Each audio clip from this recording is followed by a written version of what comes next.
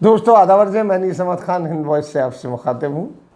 Bharatiya Janata party BJP जब से सत्ता में आई है कुछ ना कुछ बड़े परिवर्तन कर रही है, ख़ास तौर पर टेक्स्ट बुक्स में जो बच्चों के पढ़ने की किताबें हैं उनमें ऐसे परिवर्तन कर रहे हैं कि जो बिल्कुल विचित्र किस्म के परिवर्तन कर रही हैं। और वो अपने जो उनके फ्रीडम फाइटर तो है ही नहीं कोई उनके पास, कोई भी, सब आप बाद में आए हैं जब वो गांधी को भी अपनी तरफ ले रहे हैं, सरदार पटेल को भी अपनी तरफ ले रहे हैं, भगत सिंह को भी अपनी तरफ ले रहे हैं, सबको ले रहे हैं।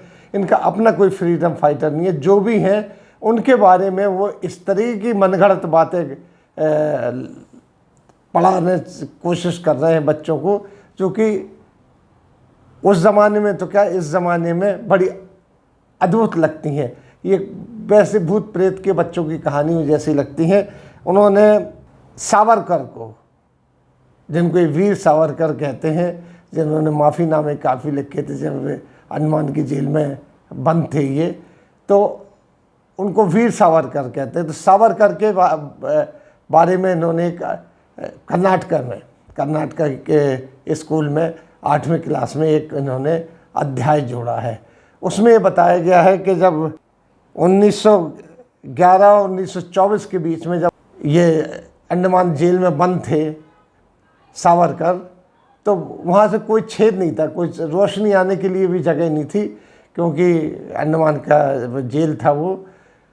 वहाँ एक मैना आती थी एक छेद से इनके पास, तो उस पे मैना के परों पर बैठ के ये बाहर निकलते थे और पूरे अपनी मातृभूमि का चक्कर लगा के आते थे। इस किस्म से मैना कितनी छोटी चिड़िया है सावरकर, वो उसके परों पर बैठ कर, नहीं उसके ऊपर बैठकर निकल के जाते थे छोटे से छेद से और अपने मातृभूमि का चक्कर लगा के आते थे। ये उसमें है।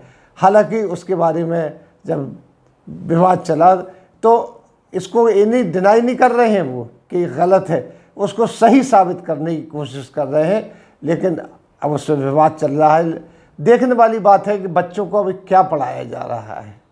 बिल्कुल अद्भुत चीज़ें पढ़ाई जा रही हैं। उनके बताते कि सावरकर के जीवनी के बारे में बताते, उन्होंने जो अंग्रेज़ों के ख़िलाफ़ युद्ध नहीं लड़ा है, कुछ नहीं किया है, जेल में बंद हुए हैं, किस लिए हुए, उसको पढ़ाते। लेकिन अब ये चीज़ क्या कि वो एक मैना के ऊपर सवारी करके डेली उस छेद से निकलकर वो मातृभूमि के दर्शन करने जाते थे। अजीब सी चीज़ है, कोई पहली घटना नहीं है। 2014 में जब हमारे प्रधानमंत्री नरेंद्र मोदी जी ने चार्ज संभाला था तो मुंबई में एक कॉन्फ्रेंस हो रही थी डॉक्टर्स की सर्जिकल जो सर्जरी के ऊपर। हमारा देश मेडिकल में बहुत आगे है। यहाँ कंप्यूटराइज सर्जरी भी होती है। जापान में हमारे यहाँ से एम्स जो है मेडिकल इंस्टीट्यूट ऑफ दिल्ली का, वहाँ से जर्मन वगैरह में कंप्यूटर से सर्जरी होती है। यहाँ के डॉक्टर्स इतने हैं और पूरी दुनिया में दूसरे नंबर पे आता है मेडिकल ट्रीटमेंट के बारे में। आपने देखा होगा कि बहुत दूर दूर से लोग आगे यहाँ पे मेडिकल ट्रीटमेंट के लिए आते हैं, यहाँ पे अपने अस्पताल में है।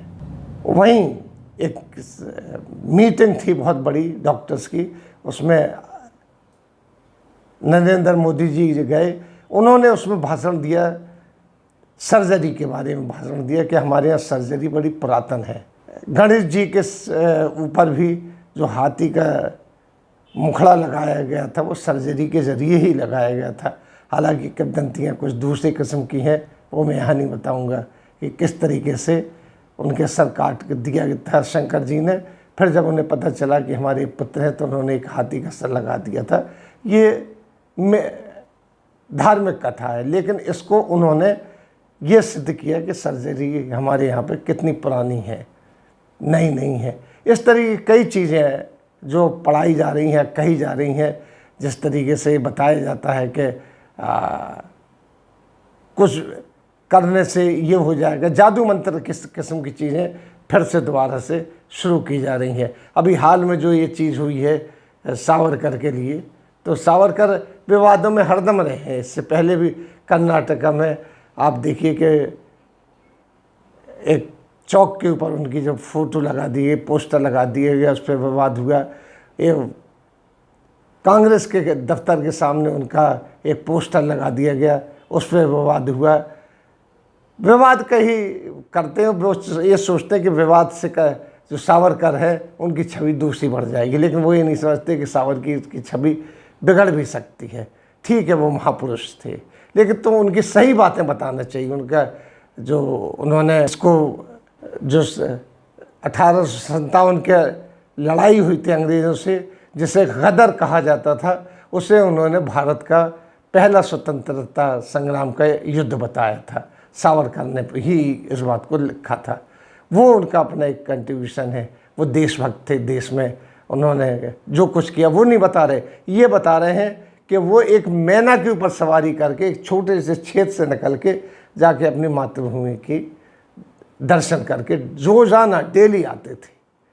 एक कैसी अजीब सी बात है, आज सुनाई जा रही है तो आपको अद्भुत लगेगी, लेकिन उन लोगों को नहीं लग रही जिन्होंने इसको पाठ्यक्रम में जोड़ा है। आगे क्या होगा, ऐसी पढ़ाई चलती रही। हालांकि इसमें बुद्धिजीवियों ने काफ़ी हंगामा मचाया है, कह भी रहे हैं, लेकिन कौन किसकी बात सुनता है इस राज्य में। इसी के साथ हम आपसे लेते हैं विदा।